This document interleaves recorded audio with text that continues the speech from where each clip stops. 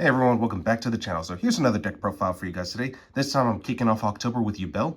So I'm kind of in a bit of a spooky mood because we're approaching Halloween within the month, and this year I wanted to bring something extra special for the Halloween special, which I'll give you guys some hints along the month. But for now, I figured, you know what, Yubel kind of fits the theme of Halloween because, considering her demonic appearance, and yeah, I've always liked the Yubel deck as a whole.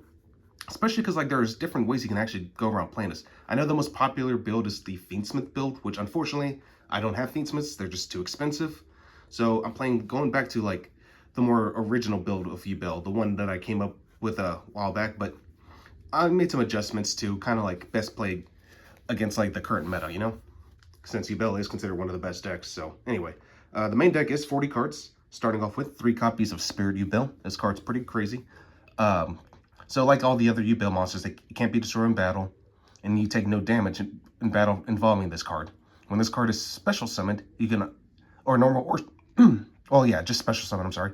You can either add to your hand one spell or trap that lists Yubel in its name, or you can just set it directly to your field. So most of the time you're probably going to just set it, but if you're going a second, or if your opponent attacks you directly, you can use her first effect just to special summon itself, and then trigger off its effect just to add the card to your hand, just so you don't risk getting it popped, But yeah, Spirit Yubel is just great for utility and all that. Also, when it's destroyed, and this part is not once per turn, by the way, when it's destroyed, you can special summon the OG Yubel. So you can basically spam the hell out of this card as many times as you want. Speaking of which, you're going to be playing one of the OG Yubel and one copy of Terra Incarnate. And the cool thing about these is that you basically get to cycle these back into your deck fairly easily just to go into Phantom of Yubel, and just so you can, like I said, just spam Spirit of Yubel constantly. Next up, 3 copies of Samsara D Lotus. Definitely one of the best starters, just because it contributes itself to special summon 1 Yubel monster from your deck, in which case you're going to try to bring out your Spirit of Yubel. So yeah, Samsara D Lotus is pretty good. It also has a pretty neat end phase effect, which basically if you control the OG Yubel, you can either add this card to your hand or just special summon it.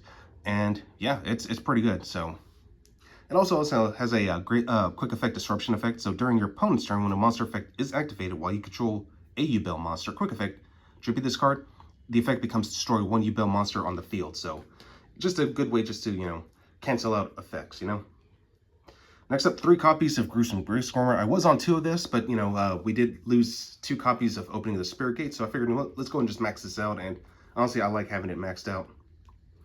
I'm only playing 2 copies of Dark Beckoning Beast, just because, the Spirit Gates engine is a little lesser now, and honestly I'm fine with it just playing it at 2, because I'm still playing the 1 copy of Chaos Summoning Beast.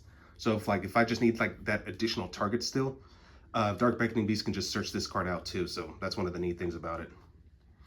I'm also playing somewhat of a Unchained package, 1 copy of Soul Shavara and 1 copy of Soul of Shayama. And the reason for these 2 specifically is because they're level 6s, which is pretty relevant for one of the cards I play in my extra deck. So yeah, Shavara is obviously the broken one because it is limited to 1. But yeah, it sets you any spell or trap, and this card can bring itself, and Shayama brings itself back from the grave, which is pretty nice because again, you definitely need it for the level 6 aspect. So it does come up from time to time. And there have been instances where I've kind of hard opened one or the other, so it's always good just to have an additional target in the deck. That way Yama can, just take full advantage of it, Alright, so moving on here. Alright, so for my hand trap lineup, playing 3 copies of Ashdale. Still sticking with 3 copies of DD Crow. If you don't like DD Crow, you could always try the Bestials. But I like DD Crow because it's just more flexible. 3 Imperm. And yep, that's pretty much it.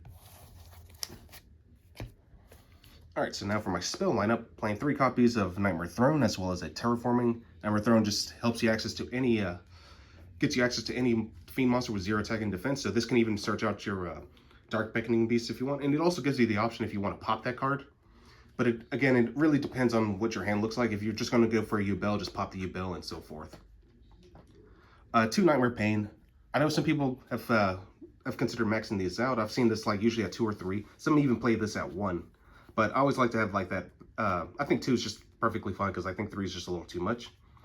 But yeah, 2 is pretty good because it just makes it so, your opponent takes damage for any Yubel monsters they battle with, and also they have to attack Yubel monsters if they choose to attack. So a great way just to get a little bit of protection. And this card's pretty annoying, so yeah. And it's also a searcher, so that's nice. One copy of the Opening of the Spirit Gates, you know, for obvious reasons, that's limited.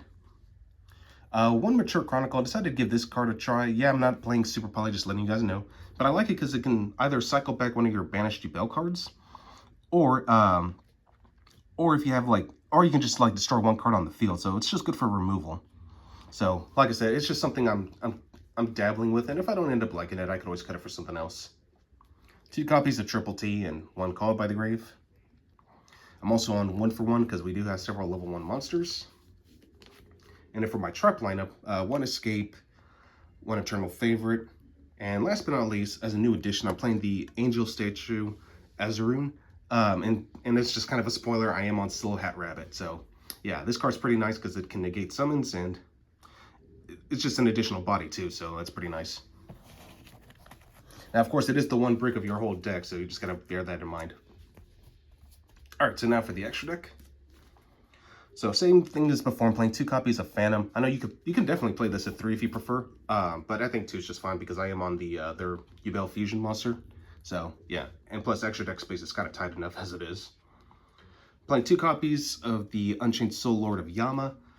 Reason for 2 is just because like sometimes having that backup copy does come up, especially like if your Yama gets negated in some way, you at least have an additional copy as a backup just for, you know, follow-up, essentially. 1 Unchained Soul of Rage. This card's pretty nice because it's basically IP, but only gets to steal one of your opponent's monsters as well. So this can in fact get you SP Little Knight because it can go into any dark monster. 1 Muckracker. 1 Solo Hat Rabbit. This card went up like a lot, so I'm surprised, and I'm glad I got it for like really cheap for when I did. 1 Almirage. 1 Cross Sheep, since, you know, Phantom Yubel is a fusion monster and you can just summon that thing out pretty easily. So Cross Sheep does come up just to help me push for more plays. 1 SP Little Knight. I'm still playing the Moon of the Close Heaven because it's just pretty generic. Requires any 2 effect monsters. And if it points to a monster your opponent controls, you can take that monster they control as material for a Link 5 monster. So in this case, you're going to go with the Underworld Goddess, which already gives you an additional monster. Well, lets you use a monster your opponent controls as material anyway as well. So yeah, this card can be pretty crazy if combined with Moon of the Closed World. So yeah, that's why I decided to try it, because it's essentially additional removal. And then for the Xyz lineup, you know, I'm still on 1 Lars. If you don't like Lars, you can always try the High King Caesar. And then of course 1 Varudris, because, you know, we are on several level 10, so just as a good Omni Negate. And that rounds up the extra deck though. All right, so now for the side deck, I'm on 3 copies of Nib. Nib's pretty strong right now, especially because Appaloosa and all the other Omni Negates are gone. 3 Drone Lockbird, 3 Droplet, 2 Lightning Storm, and a Harpy's Feather Duster.